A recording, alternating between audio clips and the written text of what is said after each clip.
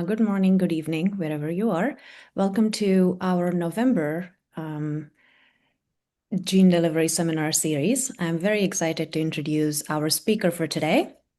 We have Dr. Andy Merritt. Dr. Andy Merritt's current role is Head of Academic Engagement for LifeArc, looking to support and develop early career talent in STEM areas across all stages of academic study from A-level through postdoctoral research positions. Prior to taking on this new role this year, Andy was head of chemistry at the LifeArc Center for Therapeutics Discovery for over 13 years. In close collaboration with academic scientists, the CTD developed and subsequently prosecuted innovative drug discovery programs emerging from academic research. LifeArc also supports academic research group access to compound screening collections covering a range of target classes and technologies. Before joining LifeArc in 2009, Andy was the director of Discovery Medicinal Chemistry at GlaxoSmithKline, covering early lead discovery from screening campaigns, global responsibility for outsourced support for lead discovery chemistry, and supply of tool compounds for target validation. Andy joined former Glaxo organization as senior medicinal chemist in 1988 following postdoctoral studies in the United States. Andy sat on the RSC Chemistry World Editorial Board between 2003 and 2019 and has been a regular undergraduate lecturer in medicinal chemistry and pharmaceutical medicine at Imperial College London, University College London, Warwick, Bath, and Sussex universities. We are very excited to have you here, Andy, and ready when you are. Okay. Thank you, Samantha. Thank you for that very kind introduction. And good morning, afternoon, evening, wherever you are for this talk. What I'm hoping to do in the next 40 minutes or so is, as you'll have picked up from my biography there, my focus has always been in drug discovery and it's always been in the earlier stages. But what I'm going to try and do is spend most of the talk talking about some of the science in that area, but also focusing on that science in a translational drug discovery. So what's the important things we need to look out for? What are we trying to avoid? And I will finish with a brief overview of the sort of later stages of the process, just so you can see how things do get through to the clinic. But that's the essence of the day. So as far as my talk today is concerned, in reality, what we're talking about is somebody somewhere has an idea, and somehow, somewhere, we have a drug that we're trying to get to, and how do we get that path? How do we get an idea from an idea through to the drug? And that's what the essence of this talk's all going to be about. So we start with the idea of what is the idea. Well, that's going to have come from some element of scientific understanding, often quite regularly in an academic setting, in a research clinician work where they're actually working with patients, or in a more basic biology, biosciences type laboratory, whatever. But somebody will have a scientific idea that says, I can see there's a disease here. I think there's a hypothesis that says this is what we are going to do in order to address that disease need and what we're trying to achieve. And therefore, I can select that for study and we can move on. And that, in the essence, is how these ideas start and how they come from. And if I'm doing this in a purely academic setting, whereby if I have the idea, I test the hypothesis, I get a really interesting result, and I can publish my Nature paper or my science paper or my PNAS or whatever, and then I can move on with my career. So that's brilliant in an academic setting. But if I'm going to do this I want to reach the patient, if I want to make a difference to people who need these treatments, there are other aspects that align with various components of, can I get a line of sight through to the patient? Can I achieve things and whatever? So the underpinning science is always brilliant, always has to be there, but there are other aspects that need to be considered and whatever. Feasibility of actually doing those studies becomes one part of it, and we'll touch on that in a little bit in terms of the reproducibility of data, in terms of the accessibility of testing, of reagents, of the ability to take things through the sort of pathways that we need to do in terms of drug discovery. So feasibility becomes important. You can't do this in a drug discovery setting if it takes the person with the green fingers in order to do the experiment. There also has to be a therapeutic need. scientific understanding leading through to a selection study could be a brilliant new pathway, for example, for a pain medicine. There could be a completely novel, interesting strategy that would potentially give a completely different therapeutic class of an approach to treating pain. But if that pain is the type of pain that's already well met by Tylenol, by paracetamol, by aspirin, there is no therapeutic need for the market. There's no market space for that because you're competing with something that you can get from the drugstore for a few cents. If, however, that pain mechanism targeted, for example, a neuropathic pain, a pain associated with post herpes, post shingles type infections, or even some toothache pains, those pains aren't touched by an aspirin. They're not touched by ibuprofen. They're not touched by morphine in certain cases. So for some of those, there is clearly a therapeutic need. So it has to be well thought through on that one. And the final aspect is there does have to be that market, which is driven by that therapeutic need. Because in the end, if we're going to make medicines and get them to the patients, somehow or other, we've got to recoup the costs that we've spent in doing that. So let's start off with we've got an idea, we've got a target, we've got to think about what we want to do. So what are the sort of decisions, what are the sort of questions we have to ask ourselves from that basis of whether it's worth doing this approach? So is there novelty? As I say, are we already fighting against something that's already well understood? Is there an unmet medical need and is there good disease linkage? And I'll come on to a couple of models that some of the companies have used later to look at some of this. Target validation is very important. Is the target likely to be the one that really works for this disease? Now, I'm going to spend the next 3 or 4 slides specifically around target validation because it means different things to different people, and it is also something that is critical to keep in mind at all times. We've talked about feasibility. Can I do it? Is there a pathway through to the clinic?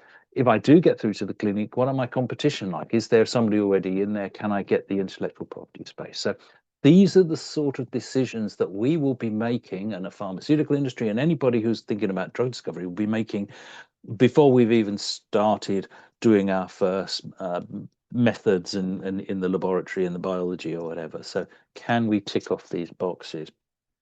But let's consider just briefly for the next few slides what I mean by target validation, that crucial point in the middle there. So target validation in a crude definition, is it demonstrates that the molecular target, the protein of interest or whatever you're looking at, is critically involved in that disease process. And by modulating that disease, that protein, it's likely to have the required therapeutic effect. So if I have what I would call a validated target, using this definition, I've shown I've got a protein or something that if I hit with this, it has a particular phenotypic effect that should affect the disease process and whatever. It has to be uncomplicated by significant side effects and toxicity is very important. The graphic on the right there is a sort of typical type of pathway that you'll see from the original idea, the original gene, the original target, right the way through to the drug in the clinic.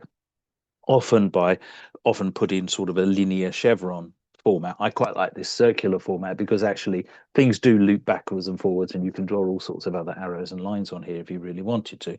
But for the case of what point I'm trying to raise here at the moment, there is often this section here. And I don't know if you can see my mouse, but anyway, the section on the left there, which is target validation, there is often a key step that's identified as target validation. I will now put it to you that stop calling that target validation. That is target confidence. That is the point at which you get some confidence of what you're going to do, because target validation is a road fully traveled right through to the market. I don't think that it would be fair to say that a drug is truly validated at a particular target when it's in the clinic, and actually typically when it's gone beyond the licensing stages and it's really being used to treat patients in real world, because that point then is the only point that you can really understand that what you've targeted has been really a strong validation. So I'll leave that as one thought for you all to take home with. So coming back to our target and our validation and picking our target, how do you then think, right, where do I get that idea from? Where am I getting the idea from? Well, a lot of people would say, well, I use my research, but there's other people's research. I can go away and I can read the literature. Now, a little while ago, there was quite a lot of fuss made over that literature approach and looking at that. Both Bayer and Amgen did a whole series of studies, and their take-home message in a sort of bullet form is most academic research isn't worth the paper it's published on. Now, that is not a valid answer for our argument based on this. They did a lot of look at the studies and found how many were reproducible. That doesn't mean that the studies that those people had done, the studies that they had published, were not valid studies. The majority of them will be particularly good, particularly interesting, and quite often very innovative results and data and information. Yeah, there'll be some that aren't reproducible and are rubbish, but not many. What the issue is that most of the papers that get published are published based on the processes. We only publish the things that work. So there's a lot of other information around these studies that isn't in the paper, isn't in the publication. Yes, this one worked, but the other 23 approaches we use with these other differences didn't work. But this one works, so it's real, but various other things on that aspect. So we don't publish negative results. We don't publish things. You can get elements also of I've got a good result. Let's publish it now rather than reproducing it in an academic setting and in other settings as well. And also, I would argue, in an industrial setting at times as well. So there is valid information in published literature. And it's not that we should dismiss the published literature, but that last comment on the left there, which is important for me, is reproduce it, look to reproduce it, and don't be surprised if there are things that you still need to understand and do in order to do that. But in the end, there is information in the literature that we can do. But drug discovery is tough and hard, and we'll touch on some of the challenges later on in a few slides. But it's a useful view. We did a review of the work that we had done at LifeArc, or in our previous guise as MRC Technology, and we did an analysis of the programs that we had run in early discovery. So these are all those ones in early stage discovery, which you would argue effectively taking it through to a lead discovery, lead optimization, validated target stage. And if we look at the experience, and this looks at over 80, I think it's somewhere around about 80 or so projects, 83 there it is at the bottom, both small molecule and antibody-based targets, because we work in both areas at LifeArc. This was the effective results of those 83 studies. So you can see that on the blues on the right-hand side, we were able to run assays. We were able to develop assays. We were able to run those assays. We were able to run screens, and we didn't find anything from those assays. Now, those are just because they're probably not druggable targets in a classical sense, either with an antibody or with a small molecule. There may be other means of drugging them, but that process didn't do it. That's what the science is telling you. It's not that the target wasn't good, it wasn't progressible. The sort of feasibility comes along the bottom element with problems with the assays, problem with the antibodies, problems with the reagents and things like that. So that can be some of the feasibility that will get in the way. 25% of the targets we ran, where we did then find tractable material we could take forward, when we then took it into some of those crucial validation studies, the validation didn't hold up. And one example I can give there that was a really good example was one in a collaboration that LifeArc was doing alongside AstraZeneca, and we were targeting a particular kinase in an oncology pathway. And we had a tool compound that had been used to do target validation that's to indicate that that target aligned well with this oncology target. And you could show that in with the tool compound in mouse models and various xenografts and things like that. We did a really extensive medicinal chemistry program, both within my laboratories and within the AstraZeneca laboratories, working really closely together in really good collaboration, to the extent as we really refined that tool compound to become really potent and really selective for the particular kinase that we believed we were targeting. And that compound then did nothing in those oncology studies, because it turns out that actually what the likely pathway was the effect of hitting another kinase from that original tool compound, because it just wasn't that clean. So sometimes you can actually have to do quite a lot of work in order to show that the target validation doesn't then hold up. We showed that targeting that kinase does not affect that pathway. We also identified through that study that targeting this other kinase that we believe was the pathway that was causing the effect was then worth going after. So you've always got other things to follow on. And then you can see that we do get successes sometimes. So we have various deliverables, and our modus operandi is to take things to a certain stage and then typically partner it into the pharmaceutical industry for the development stages. So that was not too bad a hit rate for what we're trying to do. So that's trying to give you an idea of some of our experience. So looking again at that validation, the efficacy, why do things not work? Why is it you can find a hit against a particular target as you think in some form of screening mechanism, but when you take it into the more proof of concept validation models, things don't work? Well, there's a number of reasons. One of the possibilities is actually, like that example I cited earlier, the actual hypothesis of where that target sits on a pathway just doesn't hold up. So engagement with the target, as you were expecting, did not deliver in the end the actual disease modification, and that's just because of you need to go further detail into what the pathway is like, why it should be doing that, and whatever. But there's also other reasons why you might not be seeing the efficacy. You may not be getting actual exposure at the target that you really want. This could be a whole range of different things, and this comes back to what we have to try and optimize against in the early stages of drug discovery. You may not actually be able to see whether you're getting that relevant target and identification and things like that. So what you actually need are these sort of questions to answer. You need to understand that you believe you have a good target linkage to the disease, a good understanding of what the target does in the disease. You've got good biomarkers so you can see it's working, and you can actually see that you can demonstrate that in real life in vivo models. And these sort of things are what developed then within the pharmaceutical industry. And just a couple of examples, everybody had various versions, but I just thought it's worth highlighting a couple of things. AstraZeneca, for example, in about 10 years ago, published this paper, which was to associate the sort of work they had to do and think about again before they took targets in. And they got this information and they put this together by analyzing their previous successes into the clinic and what worked and what hadn't worked in their portfolio over a significant number of years previously. And they came up with this concept of the 5 Rs, the right culture to get to that project success. So they got 5 rights to so they're demonstrating those various aspects. And they're on the right there. So you've got the target, you've got the right tissue, but they also then identify that you have to have the right level of safety, profiling. You have to be able to identify which patients will be the most effectively treated in this, and you then have to get to the commercial potential. So if I was AstraZeneca, this was thinking right from the very beginning of discovery to the time they reached the clinic. But key within that are those right target, right tissue questions, which is that demonstration that a target is really involved in the disease process and the modulation of that target will have that therapeutic effect.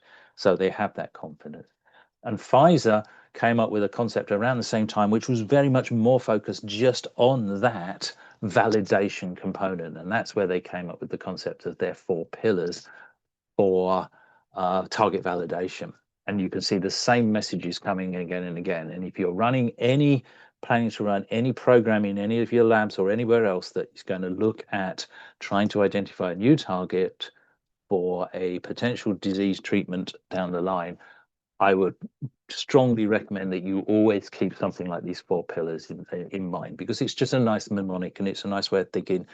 You don't lose sight of what we have to try and do, which is the right level of interaction. So there it is. Exposure at the site of action. Does it get to where you need it? Target engagement. Does it actually identify and engage with the right target? Does it then generate a pharmacology at that target such that you think it should happen and give the right effect? And then finally, in a more complicated model, can you then see a relevant phenotype that gives you real confidence that this should translate into a potential disease modifying treatment? So I've labored a little bit around this early stage stuff because it really is important. Putting in the time, the effort, the legwork at this stage really gives you much greater confidence that things will come through. And again, the Pfizer example, again, it was retro-analysis of 44 phase 2 trials, showed which ones worked and which ones didn't, and how they associated back to this.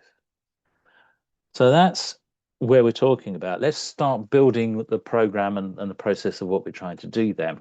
And for that, I would suggest we start with thinking about what are we trying to achieve? And this is where do I start when I'm going to do a drug discovery program? I've got an idea. I know what target I think I'm going to target. What do I now start thinking about? And interestingly, the way to do that next is you jump to the very end. You jump to what am I trying to achieve? What am I aiming to get to? And then defining that route to get there. And that's where you come up with the concept of target product profiles. And the reason this is extremely valuable is what it does is it takes the target product profile and it says, right, if this is how I want my drug to interact, this is the sort of regimen of dosing I need, this is the type of dosage it will be. Is it going to be oral? Is it going to be IV? Is it going to be hospital? Is it going to be community? Is it going to be one-off treatments? Is it going to be a lifetime treatment? All of those sort of concepts help to define then the characteristics you need to build into your drug. If it's going to be an IV formulation, you've got to have the right level of solubility in there. Otherwise, you're going to kill patients. If it's going to be a long-term treatment that's going to be orally delivered in a home setting, you've got to have a drug substance and a capability that has a stability such that it will be the right drug and it will sit as the right drug in a bottle of pills for however many months people are taking it for. Various other aspects around that. And so that's why it's important, because once you've defined that, you end up defining for everybody involved in the process what they're all trying to achieve against. So you don't have a group of medicinal chemists trying to optimize against potency and not taking any notice of the fact that the pharmacist and the pharmacy people are trying to build something associated with stability and solubility. So it's keeping that whole picture in mind for the whole team. So that's where we go with the target product profile. So let's go back to, where's my thing gone? There we are. Let's go back to our model. We have our idea of go through to our drug. The first stage we've been talking about is this discovery phase. And I keep talking about proteins and targets. And I'm going to make a guess and an estimate that the majority of people on this listening in here understand a significant amount of the biology behind the proteins, behind whatever, and various other things. What I want to highlight for the next few slides is I'm going to pick out what are key drug targets and what are we most concerned about from that drug discovery progression stage. So not the underpinning science of the actual target and the various other things, you'll see what I mean in a minute, but rather what are the components and the concepts that we really have to think about. So I'm going to make a quick jump for a little while and we're going to talk about some of the drug targets that people focus on, and especially the key ones that really are very much involved. So I'm going to focus on some of the main biological targets. Those are there: receptors, ion channels, enzymes, and we'll touch on the biological terms, but that's not what's relevant here. What's relevant now is what we need to think about when we're prosecuting a drug discovery program against these types of target. So let's start with receptors. If we move on to receptors, receptors are protein molecules on a cell surface or a nuclear membrane surface and whatever that transmit a signal from inside to outside. There's a whole range of different ones. And the drug interaction is either going to be some form of mimicking the action, some form of agonism to the natural ligand, or it's blocking it, an antagonism. There's subtleties in between, of course, but those are the sort of main components that we need to think about. So they amplify messages. We need to be able to either switch something on or switch something off. There's a whole range of different receptors, and actually, depending on the type of receptor, makes a difference in terms of how we do the feasibility and how we build the scientific platform that's allowing us to do our drug discovery. Because in the end, if we're working against a receptor, we need to be testing something, compound, antibodies, whatever it is, against those receptors and getting some form of readout. So I need to configure some form of robust, reproducible assay that will allow me to measure the effects of interfering with those particular receptors. But if, for example, it's a ligand-gated ion channel, something like the ionotropic receptors, so something like the nicotinic acetylcholine receptors, there you've got an ion channel. If you interfere with that, it makes a difference immediately. It's why you don't want to interfere with acetylcholine receptors, because it can kill you very quickly if you get it wrong. That reaction, that effect, really, really quickly. Similarly, for a lot of the interactions that we associated with some of the G protein coupled receptors, so those on, again, the cell surface that are tied to messaging through G proteins, a lot of the changes in that, and especially the initial biochemical changes happen quickly. They happen within seconds. Now, the physiological changes may take longer, but if you want to just measure the biochemical changes of what's happening in there, then it can be done. You can configure assays that can measure things fairly quickly. So now I have an assay that I say I have a cell line assay where I've configured it such that it's got this receptor on the surface, and I can do measurements in real time. I put a compound on it, measure it, bang, done. If I'm looking at something like the kinases, or especially the nuclear receptors, interfering with those and a readout that it makes a difference within the cell sort of biochemistry could be a matter of minutes, but it could be a matter of hours. It could take a long time to get the physiological effect that you're trying to really see and measure. Changes in gene regulation, changes in protein productions, various other aspects. So now, if I'm going to configure this for a drug discovery program, what I have to now start thinking about is the time window. Where do I measure? If I'm going to have my assay, I have to think about, do I measure at a 1 hour time point, 6 hour time point, 24-hour time point, various other aspects. So now that becomes something that's very important to consider as I build that program. And so these are some of the concepts that come around for receptors. Is there likely to be a time associated things? On the left is some of the other aspects also associated with screening that I have to consider. So for a lot of the assays that we develop for initial screening, they're often artificially constrained. So they've got something constrained, whether it's through some engineering of the actual protein itself, or whether it's overexpression or various other things.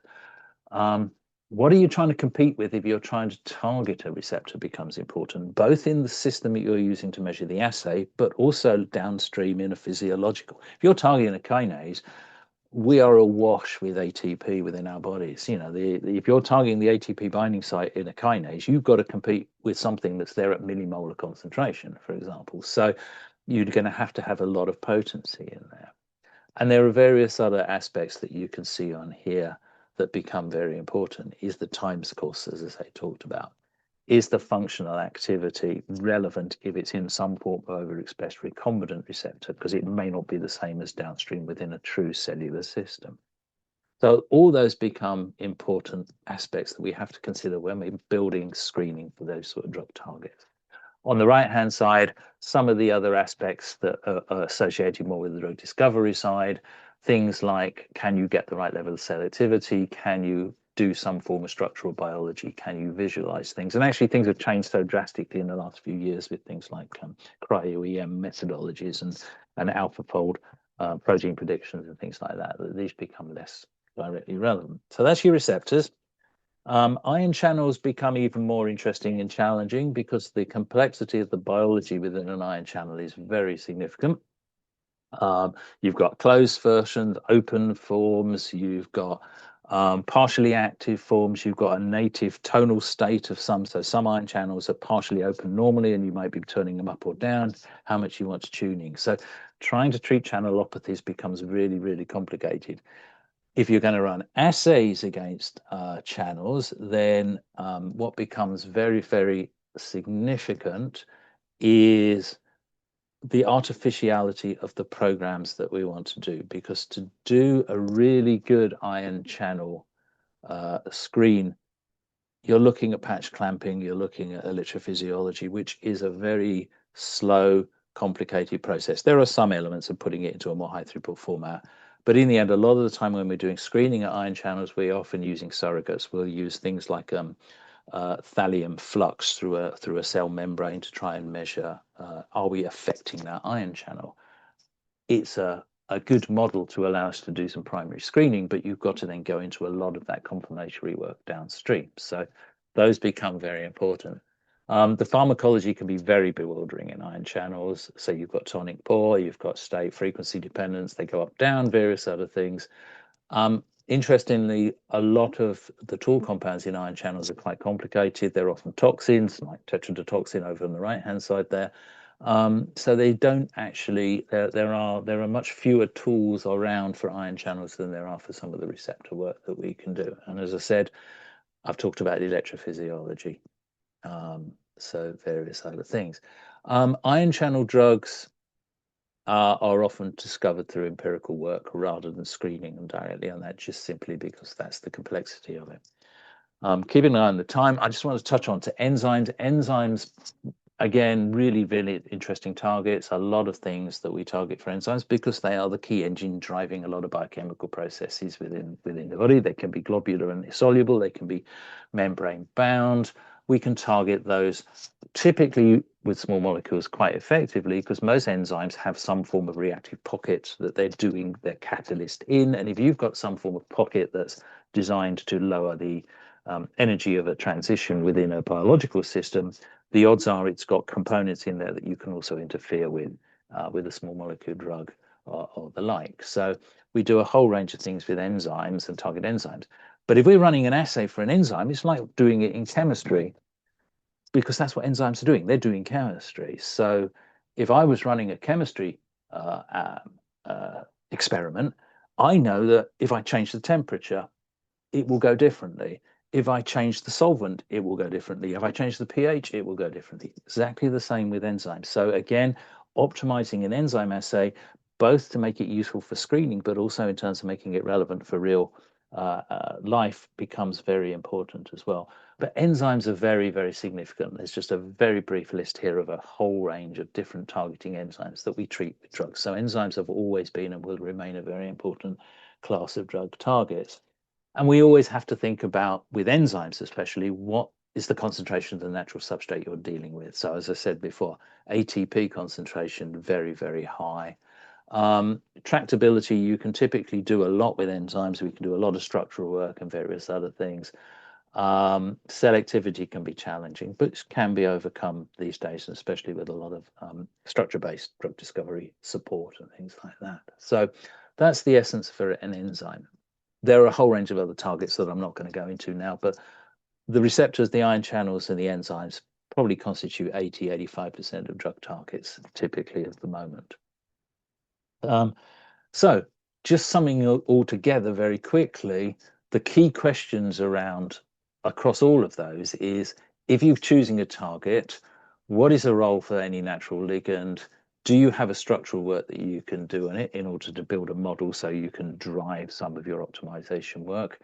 Is there good sequence homology across species? It's very easy to lose sight of the fact that at some point you may be testing your model, your hypothesis in an animal model, and if the mouse or the rat protein homology is completely significantly different from the human, which you're probably testing in your original cell assay, then the compounds you found in that original assay, or even more worryingly, sometimes when it's an antibody, may not be cross-reactive enough that you can do those further downstream studies. So those can be very, very challenging.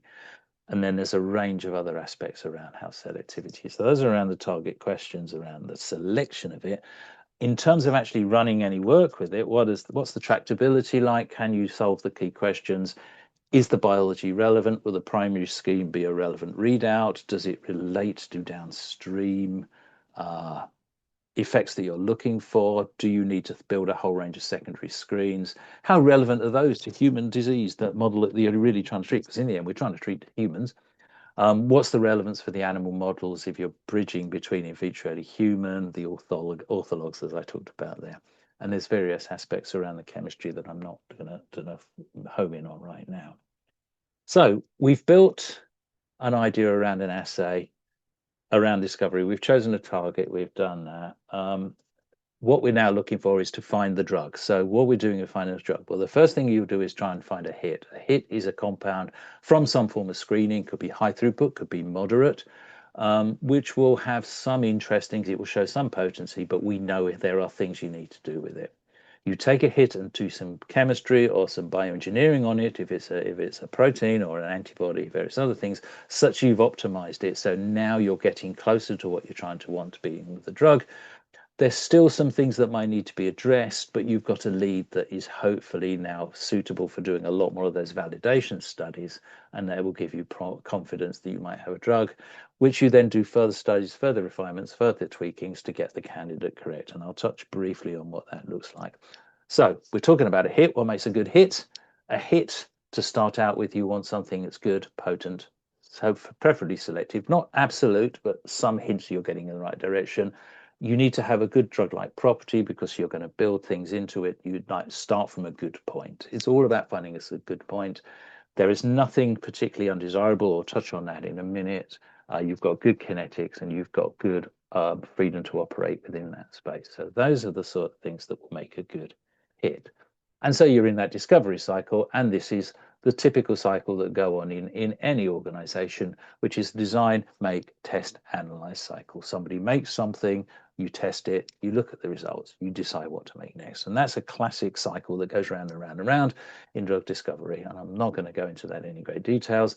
One of the things that you do as that process, you also is build what you would call a screening collection. And this becomes very important because this is the point around feeding into that discovery phase. We said about a hit, you've got to screen things. What you screen are things that are built into a screening collection. So I'm going to do a very brief wander through a compound collection because this becomes the other significant component of being accessible to things in order to drive a drug discovery program. Screening a compound collection is typically for two things. It's either finding things, hits against targets, because you don't know anything better about it. You're just going to screen a good random set of compounds in order to try and find something to start from. Or sometimes you know what you think you're looking at, you know the type of target it is, and therefore maybe you've got compounds in there that you know should be directed. So that improving the odds when you think you know something. But what's diverse? What do we mean about compound collection? Now, I could do an entire hour-long lecture just on this. I'm not going to. I'm going to touch on three things, but only in 3 bullets and a couple of slides. The first thing is you don't know what you're trying to achieve. If you can picture this, you don't know what you need to do in order to get to the optimized compound. So you need to have good models, a good understanding. And this is, I describe it as mountaineering in the fog. You're at the bottom of a mountain, but unless you can see a clear path to the top of the mountain, you're going to meander all over the place. And that's the very true case in terms of high throughput screening and hit discovery, which is why the greater the diversity of hits that you of compounds that you can put into it helps to refine what that space starts to look like. But by defining that, there's lots of ways of measuring that diversity. There are many, many, many different ways of saying this compound is not the same as that compound. So there's a whole series of things that we can go in that. And people will sell collections based on that sort of all those diversity metrics and various other things. Each can be as good as each other. Don't get too hung up on that. But what's most important, and this is very important to be humbled by this, is people think, okay, if I can screen a lot of compounds, I can find a compound that will be my hit and will be my drug and various other things. We have to always keep reminding ourselves that big is not big. So if this represents a global library, it could be 1 million compounds, it could be 2 million compounds. It's a big library for screening with. However, in terms of drug discovery space, in terms of trying to find exactly what we're trying to achieve, it is nothing. It is nowhere near. I think the current calculations, if you build molecules just out of carbon, hydrogen, nitrogen, oxygen, sulfur, a couple of other things, and hold the molecular weight to around 350 or whatever, you can make 10 to the 70 compounds. There's a vast amount of things you can make out of those connections. So you always have to be aware that we're dealing with a needle in a haystack type approach here. It's not easy to try and find things. So, but you can design a good diverse set of compounds based on lead-like properties, except most successful, various other things. They work for better for some targets than others. Things like 7TMs and ion channels are really good. You can represent a big set with the smaller set and diversity sets. Again, I haven't got time to go into that today, but it's possible to do those sort of aspects and things like that.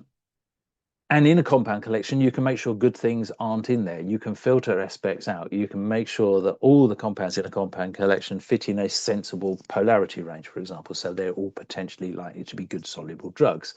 You can eliminate toxiphores. You can do it Lipinski, and that summed up on this page here. So Chris Lipinski at Pfizer came up with a concept around his rules of 5, which said for any drug, if you fit into all these 4 categories, your drug will be absorbed into the system. It will become systemic. Important when you think about it. If you don't have systemic exposure, you haven't got a drug if you're using oral. So you can calculate those and build those into your compound collection. Polarity ranges are important because small molecules have to get across membranes. They have to have a certain type of polarity to do that. If you want to get them to the CNS, it's slightly different. But if you do it too high or too low, they won't be good drugs. And then we also know the sort of moieties that give us we've known these for 30, 40, 50 years, the sort of things that you want to avoid because they can be seriously toxic. So we can do that within a compound collection. Alternatively, you can build a compound collection, have things, and then discover that things just keep showing up because they're doing something you weren't expecting. They're interfering with an assay format, they are aggregators, they are doing all sorts of various other things. And this was published by Jonathan Bale about 10 years ago as well. The pan interfering compounds, pan assay interfering compounds. And they are a whole range of things that we can, again, know not worth chasing and whatever. But there are the sort of things that you can do. I did touch on the fact that when sometimes you might want to know what you want to do, you already think you know a target. There are methodologies that you can build a compound set to screen such that you can bias the screening set to hopefully give you some better hits.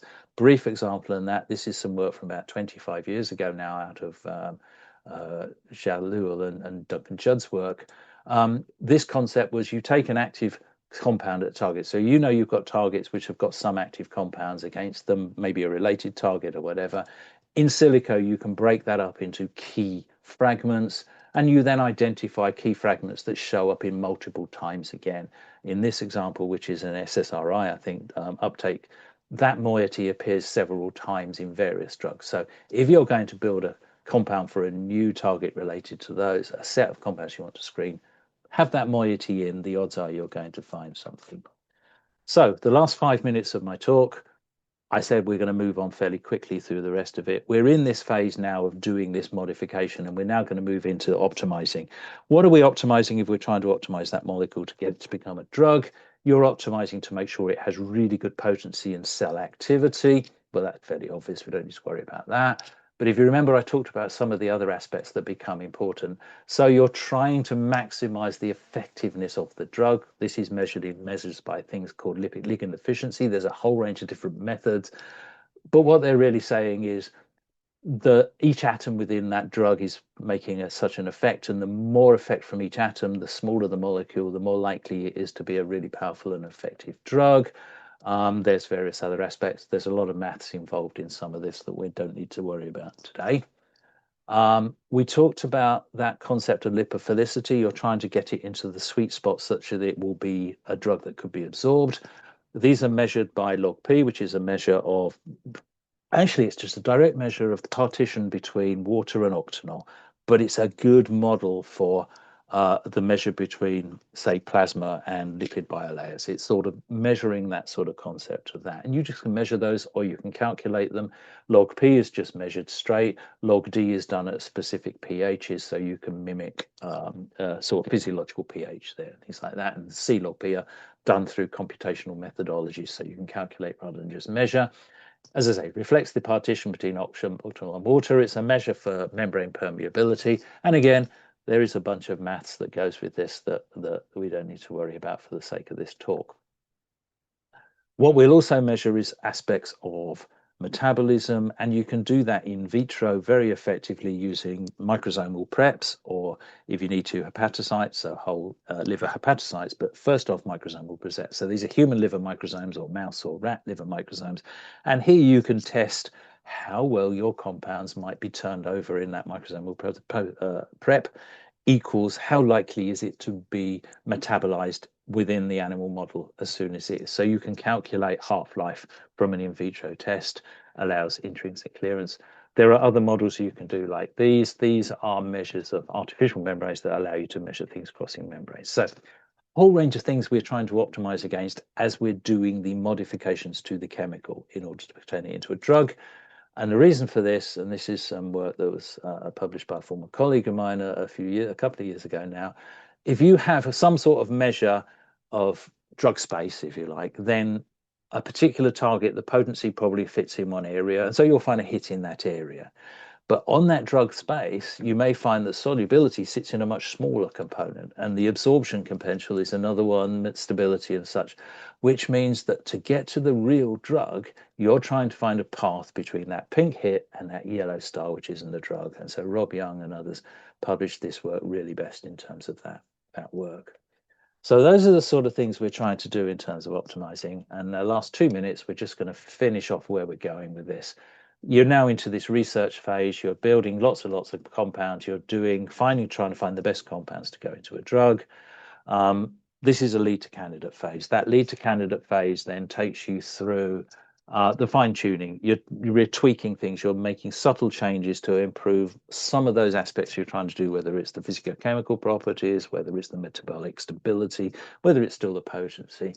A lot of studies, a lot of work going on here. Things are starting to get quite costly now. And to get that, you're trying to optimize all of those things that were used in hit to lead, but a lot more beside, a lot more animal studies, a lot more various other things. So that takes you from a research stage, and now you're into the preclinical development stages. Preclinical development stages, you've probably patented, and now this is the point that you're trying to find one compound and you're studying to ensure safety and efficacy. So here you're walking that compound through a whole range of different things. You're making grams of kilograms of the material by now. And this is where you're going through various preclinical studies in tox, in terms of stability, in terms of mutagenicity, in terms of potency, all sorts of things that will allow you eventually to take things into clinical trials. Clinical trials will then take you through various stages of proving the efficacy of things within. Is it safe? Has it some element of efficacy, and does it work in a real life situation against the standard of care?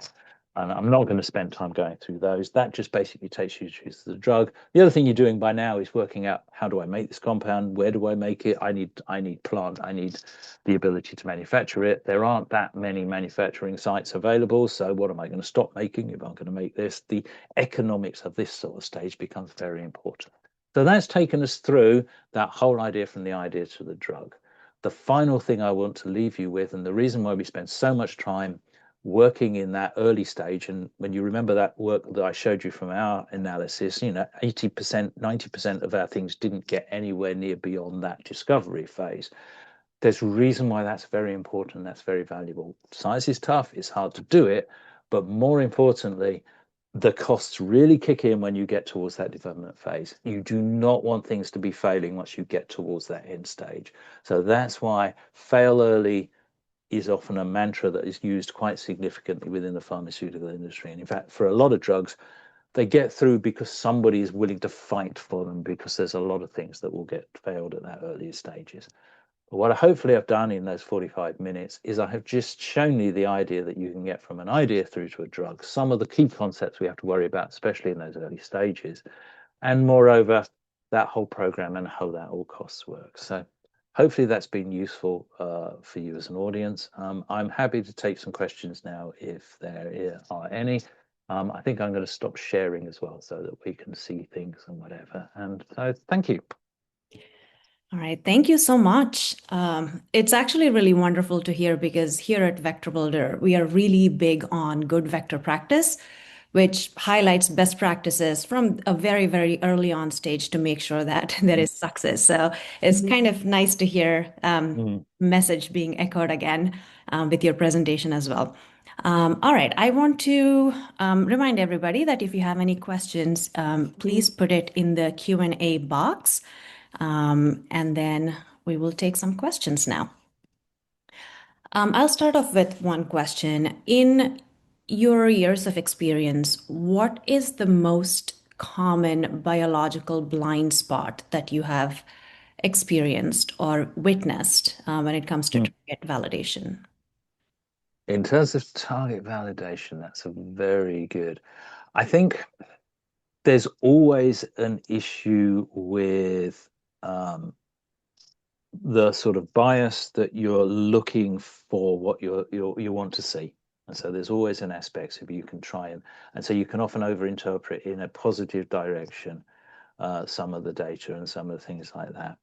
I think the other biggest challenge, and it's totally understandable for so many people because of their, you've invested a lot of time and a lot of an effort and a lot of work into a particular target. And so it's that concept of, well, one more experiment might help, might save this, it might do this. It's that concept of I can, there's something else I should be doing and whatever, rather than that thing, which is actually a very different mindset that is very important within the pharmaceutical industry, but even in the industry that I've worked in for 30 odd years, people are so wedded to their work, they're so wedded to their concepts that it's very difficult to actually move away from it if it's even when the data is typically pointing in the wrong direction.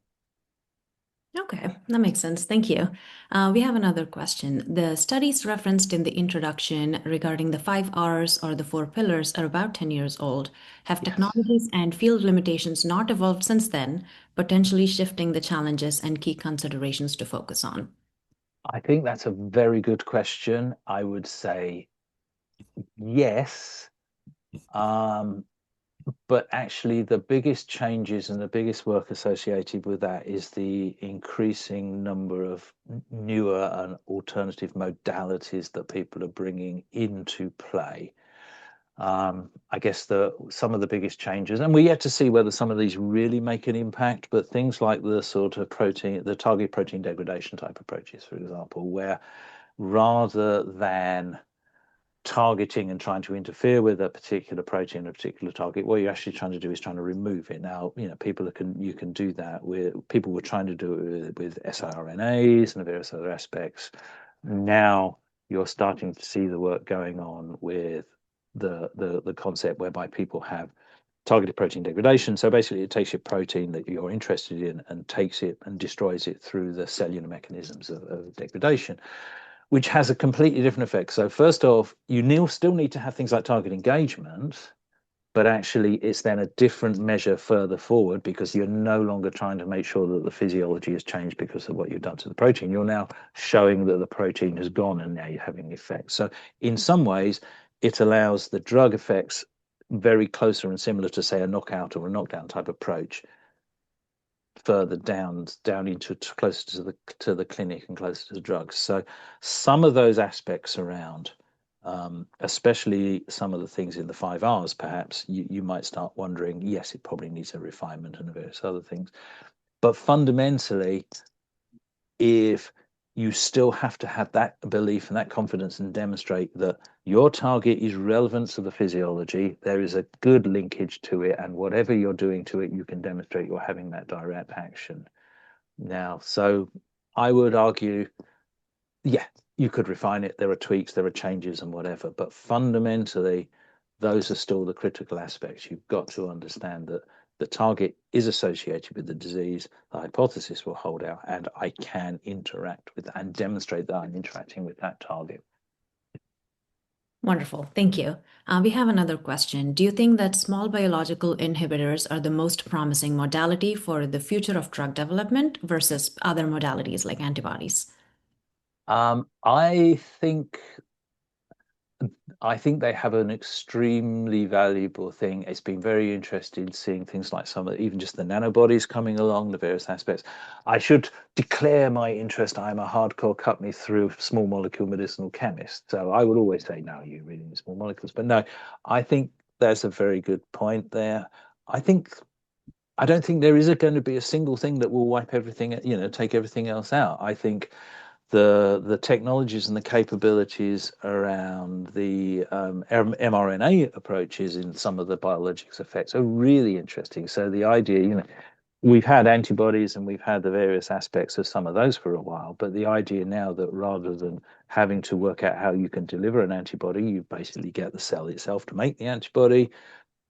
It's that in itself could have a revolution. So I can see mRNA making a significant difference. I do believe if the clinical trials and the later stage that's going on at the moment holds out with things that some of the targeted degradation holds out, that will be really significant. And those molecules associated with the protein degradation, they're somewhere in between a small molecule and a biologics. Their molecular weight is typically higher than what you'd normally want in a small molecule and various other things. So there's various other aspects. I can do an entire lecture on Beyond the Rules, which I do as well, which is all about the fact that we have these rules, and the most important thing about the rules is you know them, so you know how to break them.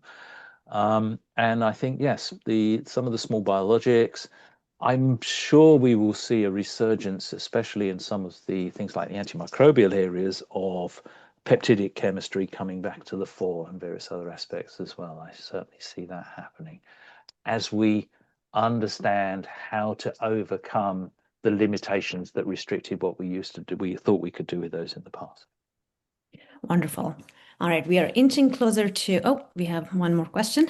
When optimizing a compound, how do you balance different properties? For example, when a hit has high potency but poor solubility or high metabolic turnover, how would you decide which properties to optimize first? When I started in this industry, my hair was not this color.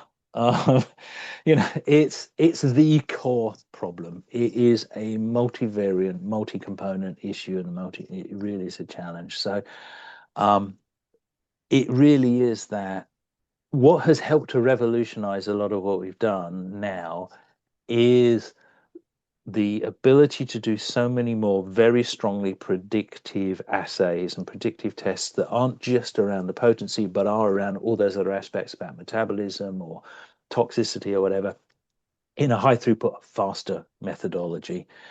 Combining that with some really heavily developing in silico models means that in the end, it's still grunt work. You've still got to make things, test things, and see, right, that one's gone up, that one's gone down. And can I work out what have I changed to make that better, but that one's made worse? Can I live with that one being worse if this one is so much better, or do I need to tweak it back? And there's the one over here that's changing or whatever. So it is a case of you have to be led by the data, and you have to make things, you have to test things, get a range of data on it, and then really start and work things out. But it is, if drug discovery was easy, we wouldn't have an industry the scale and the size that we have and have had for many, many years. So it is the fundamental challenge is at the heart of that question. And if I had the answer to it, I'd be at the Nobel Committee next year, probably. So. Well, actually, our next question kind of like wraps it up. And also, we are inching closer to the hour. So I will finish this with this one question. Drug development still takes a significant amount of time. And in your opinion, what are the main factors that could increase efficiency? That's again a very, very good question. I think it is a greater level of confidence in doing things in parallel.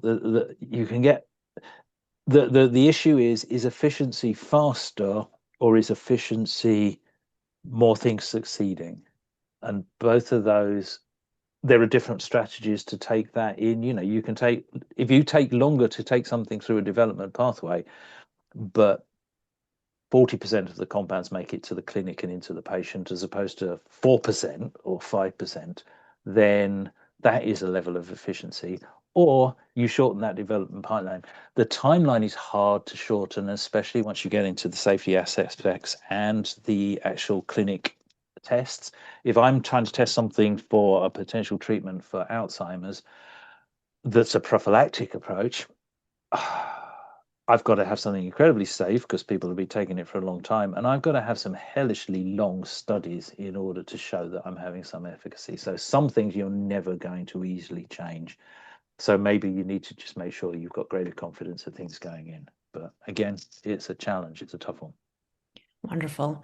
Well, with that, we will conclude this seminar. And I'm very grateful for your time, for your knowledge. Thank you so much for being a speaker today. And thanks, No everybody, for problem. attending. Thank you.